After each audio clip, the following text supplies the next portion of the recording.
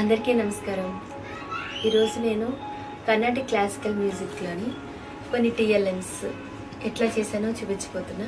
అవి ఎందుకు అంటే టీఎల్ఎమ్స్ పిల్లలకి మనకి సప్త స్వరాలు ఉన్నాయరా, అంటే సరిగమ పదనిసలు. అందులోని సా ఒకటి ప్రకృతి స్వరాలు, వికృతి స్వరాలు ఉంటాయి. మళ్ళీ తర్వాత రీలు 3 ఉంటాయి, మళ్ళీ గాలు 3 ఉంటాయి, మాలు మా 2 ఉంటాయి, మళ్ళీ పా ఒకటే ఉంటుంది, మళ్ళీ దాలు 3, నీళ్ళు 3. అట్లా ఇట్లా డిస్క్రిప్షన్ టైప్లో చెప్తే వాళ్ళకి ఫుల్ బోర్ అవుతుంది. అయితే నాకేమనిపించింది, పిల్లలకి చెప్పాలంటే కొంచెం అట్రాక్టివ్గా, కొంచెం క్రియేటివ్గా, కొంచెం ఇంట్రెస్టింగ్గా ఏమైనా చేయగలనా అని ఆలోచిస్తే ఇట్లా థాట్ వచ్చింది. ఇలా చేద్దామని చేశాను అనమాట. కానీ పిల్లలకి చాలా నచ్చిందండి. వాళ్ళు చూసిన తర్వాత హ్యాపీ ఫీల్ అయ్యారు. ఫుల్ అంటే అటెంటివ్గా ఉన్నారనమాట. అంటే శ్రద్ధగా వినడం, మళ్ళీ దానికి ఆన్సర్ చేయడం చాలా బాగా అనిపించింది చేసినందుకు. అందుకే మీతో కూడా ఒకసారి షేర్ చేసుకుందామని ఈ వీడియో చేస్తున్నా. ఫస్ట్ టీఎల్ఎం ఏమంటే, ఇది ఇప్పుడు మీకు చెప్పా కదా, సా రి గా మా అని. ఇది చూడండి, జస్ట్ ఇట్లా ఇవన్నీ మూవ్ అవుతూ ఉంటాయి. జస్ట్ నేను దీని కింద నుంచి పుల్ చేస్తూ ఉంటాను, ఇట్లా లాగుతూ ఉంటాను నేను. సా సా ఫస్ట్ది, రీ 1, రీ 2, రీ 3. ఇది గా గాంధారం, గా 1, గా 2, గా 3. నెక్స్ట్ మా మధ్యమం, మా 1, మా 2. నెక్స్ట్ పా పంచమం. నెక్స్ట్ దా 1, దా 2, దా 3. తర్వాత నీ 1, నీ 2, నీ 3. ఇది ఇంకోటండి, ఇది మ్యూజికల్ ఇన్స్ట్రుమెంట్స్ ఐడెంటిఫికేషన్. ఇదేమంటే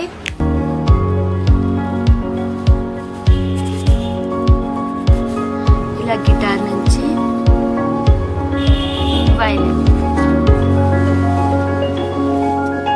చూడండి, బాగుంది కదా. మనకి సప్తస్వరాలు ఉంటాయి కదండి, వాటిలో సా సత్యమం, రీ రిషభం, గా గాంధారం, మా మధ్యమం, పా పంచమం, ఇట్లా మనం చెప్పుకుంటూ పోతాం కదా. ఆ సౌండ్ ఎట్లా వచ్చింది, అది ఏ జంతువు నుంచి, ఏ యానిమల్ సౌండ్ అది అంటే వాటి గురించి చెప్పినప్పుడు పిల్లలకి నేను ఇట్లా చెప్తాను. సా, ఇలా సాని ఎట్లా పెట్టి, అది సా sound is associated with peacock. ఈ సా అనేది వచ్చిందనమాట. నెక్స్ట్ రీ, ఇది రీ అనమాట. ఈ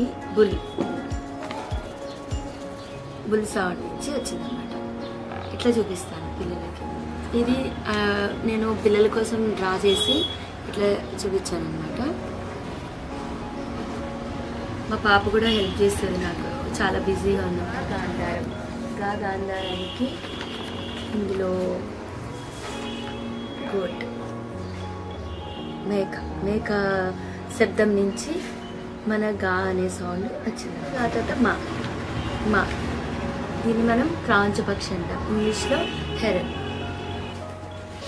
ఇక్కడ పా, ఓకే, దాని నుంచి వచ్చింది ఆ సౌండ్. దాని నుంచి దా అనే సౌండ్ మనకి ఈ హార్స్ అంటే గుర్రపు ధ్వని నుంచి, దీని నుంచి ఈ సౌండ్ అనేది వచ్చింది. లాస్ట్ వన్ నీ. ఇది ఏనుగు గింకారం అంటారు కదా, దాని సౌండ్ అనమాట. దాని నుంచి నీ అనేది వచ్చింది అనమాట. ఇట్లా పిల్లలకి బాగా గుర్తుంటుంది. మళ్ళీ నేను అడిగినప్పుడు చక్కగా ఆన్సర్ చేశారండి. ఏదో చిన్న ప్రయత్నం. ఇంకొక టీఎల్ఎం, ఇది రాగం క్లాసిఫికేషన్. రాగం అనేది 2 పార్ట్స్గా డివైడ్ అయింది. ఇది ఫ్లో చార్ట్ లాగా అనమాట. నెక్స్ట్ ఇది మేళకత్త రాగం, జన్యరాగం. మళ్ళీ ఈ జన్యరాగం మళ్ళీ 4 పార్ట్స్గా డివైడ్ అవుతుంది.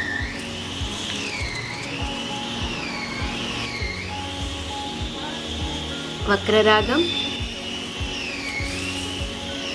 ఉపాంగరాగం, భాషాంగరాగం, నిషాదాంతరాగం మళ్ళీ క్లోజ్ చేసేసి వీటన్నిటిని లాస్ట్లో పిల్లల్ని క్వశ్చన్స్ వేసేటప్పుడు వాళ్ళకి వచ్చిందనుకోండి వాళ్ళు చెప్పేస్తారు.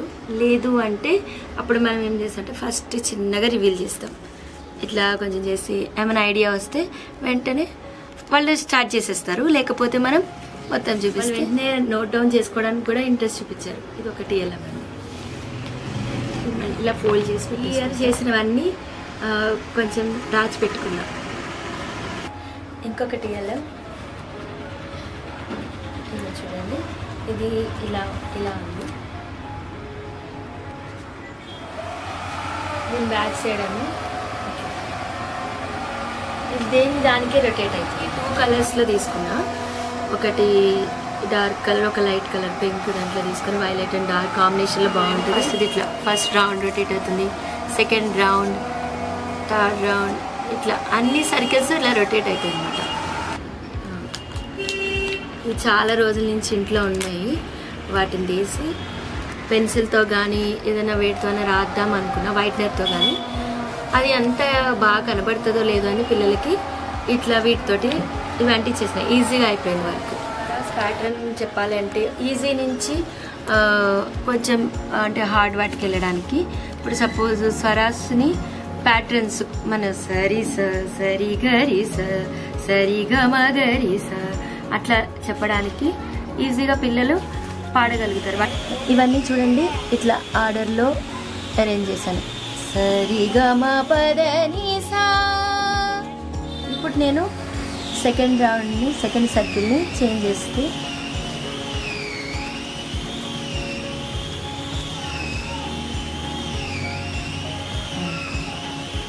స గమ పదని సా అట్లా వాళ్ళు పాడతారు అన్నమాట. మళ్ళీ నేను ఏది చేంజ్ చేస్తే థర్డ్ సర్కిల్లో చేంజ్ చేసిన స్వరస్థానాల మీద పట్టు వస్తుంది అని. ఇవన్నీ మొత్తం ఇవన్నీ లాస్ట్ ఇయర్ అనుకోండి. ఈ ఇయర్ ఇది చేశాను. ఇంకా ప్రతి ఇయర్ చేస్తూ ఉంటా కానీ అవి అంతగా దాచుకోలేదు నేను. ఈసారి నుంచి మంచిగా భద్రంగా పెట్టుకోవాలనుకో. ఒకవేళ పెట్టుకోలేకపోయినా ఇది వీడియో ఉంది కాబట్టి మళ్ళీ చూసుకోవచ్చు. వీటన్నిటిని చూసారు కదా టీఎల్ఎమ్స్. నాకు బాగా అనిపించినాయి, కొత్తగా అనిపిస్తున్నాయి. మీకు కూడా బాగున్నాయి అనుకుంటున్నాను. అయితే నాకు ఒక ఐడియా వచ్చిందండి. ఏమంటే ఒక బుక్ తీసుకొని వాటి మీద నా అచీవ్మెంట్స్ ఏవైతే ఉన్నాయంటే అవార్డ్స్ తీసుకోవడం కానీ లేకపోతే ఫెలిస్ట్రేషన్ కానీ అవన్నీ ఆ బుక్లో మంచి అరేంజ్ చేసుకొని, ఎందుకంటే ఫోన్లో అన్నీ పాతవన్నీ పోయినాయి. ఇప్పుడు అసలు ఏమీ ఉంటలేవు. ఇప్పటి నుంచైనా కనీసం అవి అలా పెట్టి ఇట్లనే కొత్తగా చేసి ఒక్కొక్కటి ఒక్కొక్క సిరీస్ లాగా పెడదాం అనుకుంటున్నా. మీరు అవి చూడాలనుకుంటే నా ఛానల్కి సబ్స్క్రైబ్ చేయండి. ఈ వీడియోకి అయితే ఇంతే అండి. నెక్స్ట్ వీడియోతో కలుద్దాం. మీకు అందరికీ నచ్చినట్టయితే లైక్ చేయండి, షేర్ చేయండి, సబ్స్క్రైబ్ చేయండి. నమస్తే.